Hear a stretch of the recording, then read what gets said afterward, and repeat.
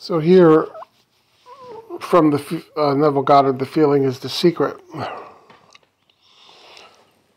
To impress the subconscious with the desirable state, you must assume the feeling that would be yours had you already realized your wish. In defining your objective, you must be concerned only with the objective itself. The manner of expression or the difficulties involved are not to be considered by you. To think feelingly on any state impresses it on the subconscious. Therefore, if you dwell on difficulties, barriers, or delay, the subconscious, by its very non-selective nature, accepts the feelings of difficulties and obstacles as your request and proceeds to produce them in your outer world. The subconscious is the womb of creation. It receives the idea unto itself through the feelings of man. It never changes the idea received, but always gives it form. Hence, the subconscious outpictures the idea in the image and likeness of the feeling received. To feel a state as hopeless or impossible is to impress the subconscious with the idea of failure. Although the subconscious faithfully serves man, it must not be inferred that the relation is that of a servant to a master as was anciently conceived. The ancient prophets called it the slave and servant of man. St. Paul, now this stuff kind of blows your mind in a way because there's a lot of people out there reading the Bible literally, right? And to see that this stuff is just code is amazing. St. Paul personified it as woman and said, the woman should be subject to man in everything. Now you have a lot of conservative Christians out there reading this stuff literally, thinking that women have to be subservient to men, right? They're going around, and there's conservative Christian women out there who are literally subjecting themselves to their husbands because they're reading this stuff literally, and they're taught that this is literally what it means, and it means something completely different, which is just mind-blowing, right? We're talking about the conscious and the subconscious, and then that goes into Revelations too. All that stuff in Revelations about the end of the world, it's really not about the end of the world. That was Nero Caesar stuff. That was written in code as well.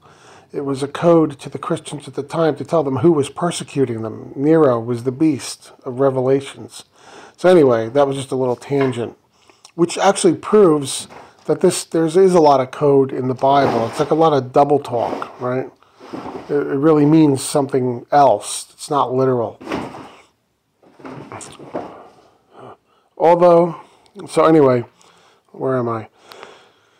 It says, St. Paul personified it as woman and said the woman should be subject to man in everything. From Ephesians, also Corinthians, Ephesians, Colossians, Peter. I'm not going to read all the chapters and verses there. The subconscious does serve man and faithfully gives form to his feelings. However, the subconscious has a distinct distaste for compulsion and responds to persuasion rather than to command. Consequently, it resembles the beloved wife more than the servant. The husband is head of the wife. Again, this is something people read literally, and they're leading their lives this way, and it's sad, right? The husband is head of the wife, from Ephesians. May not be true of man and woman in their earthly relationship. It's too true in many earthly relationships. But it is true of the conscious and the subconscious, or the male and female aspects of consciousness, the mystery to which Paul referred when he wrote, "This is a great mystery. He that loveth his wife loveth himself, and they two shall be one flesh," is simply the mystery of consciousness. Consciousness is really one and undivided, but for creation's sake it appears to be divided into two. The conscious, objective, or male aspect truly is the head and dominates the subconscious, subjective, or female aspect. However, this leadership is not that of the tyrant, but of the lover. So by assuming the feeling that would be yours, were you already in possession of your objective, the subconscious is moved to build the exact likeness of your assumption. Your desires are not subconsciously accepted until you assume the feeling of their reality. For only through feeling is an idea subconsciously accepted, and only through this subconscious acceptance is it ever expressed. It is easier to ascribe your feeling to events in the world than to admit that the conditions of the world reflect your feeling.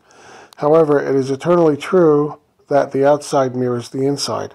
As within, so without. As above, so below. As below, so above. As within, so without. As without, so within.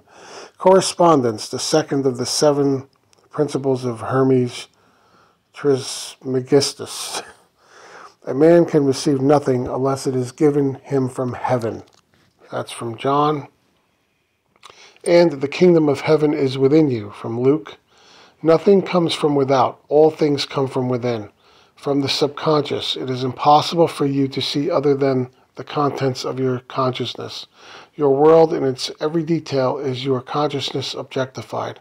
Objective states bear witness of subconscious impressions. A change of impression results in a change of expression. The subconscious accepts as true that which you feel as true. And because creation is the result of subconscious impressions, you, by your feeling, determine creation. You are already that which you want to be, and your refusal to believe this is the only reason you do not see it. To seek on the outside for that which you do not feel you are is to seek in vain. For we never find that which we want. We find only that which we are. In short, you express and have only that which you are conscious of being or possessing. To him that hath it is given, from Matthew, Mark, and Luke. Denying the evidence of the senses and appropriating the feeling of the wish fulfilled is the way to the realization of your desire. Mastery of self-control of your thoughts and feelings is your highest achievement. However, until perfect self-control is attained, so that in spite of appearances you feel all that you want to feel, use sleep and prayer to aid you in realizing your desired states. These are the 2 gateways into the subconscious. So he says basically, sleep and prayer to aid you in realizing your desired states. But I have to go back to the whole biblical thing. I get these conservative Christians come and comment and tell me I'm delusional.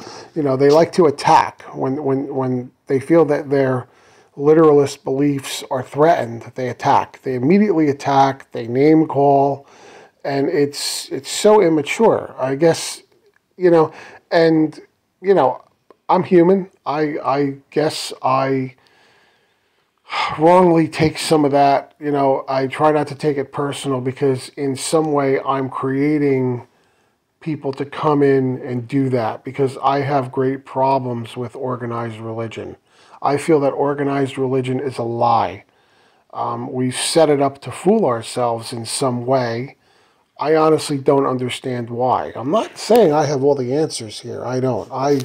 I'm reading Neville here, and Neville makes sense. This stuff makes sense. And I know from, like I said, the Revelation thing, that that certain parts of the Bible are written in code. And it's well known.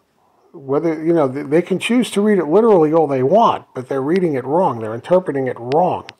So to see that all of this other stuff is actually written in code is kind of mind-blowing in a way, but it's also comforting. It's also comforting to know that this stuff really is kind of like a work on consciousness, and it's amazing. I mean, I could never read the Bible cover to cover and pull all this out of it without assistance from Neville Goddard. And he got it from Abdullah, and I don't know where the heck Abdullah got it from. Who is teaching this stuff today? Who taught Abdullah? Abdullah came from a Ethiopian Jewish tradition. But I don't know of the Ethiopian Jews who believe this sort of... I don't know where he came from. But anyway, I'm just thinking out loud right now. But I know this stuff works. And I already had a basis for knowing other parts of the Bible were written in code, specifically the Revelation part with the beast and everything, referring to Nero Caesar, not some future Antichrist, which is silly. But people believe it. And this whole stuff about women being subservient to men is really just talking about the subconscious and the conscious. It's brilliant. It's mind-blowingly brilliant.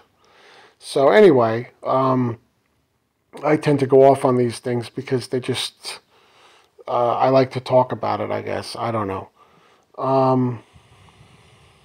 Hopefully somebody finds that useful, enlightening, interesting, or whatever. I'd be curious to know what thinking people think about it. And I'm sure from the rest of the peanut gallery, I'll hear something else, and I'll create that just for fun. So, 'cause some of it is fun.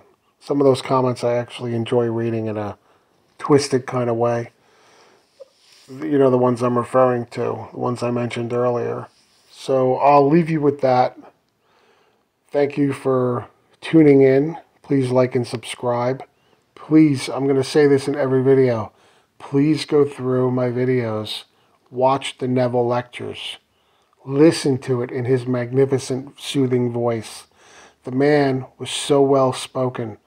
He had that wonderful mid-20th century, almost aristocratic Hollywood kind of voice. I don't know how anybody could say they don't understand him, except for maybe the quality of some of the older recordings. But some of them are, like the ones taken from his record albums, are amazingly clear.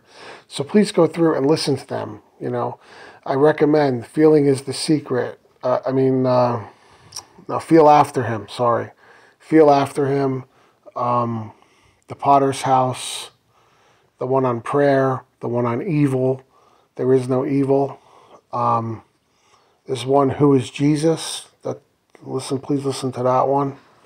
And listen to all of them over and over again. So please like and subscribe and share this out.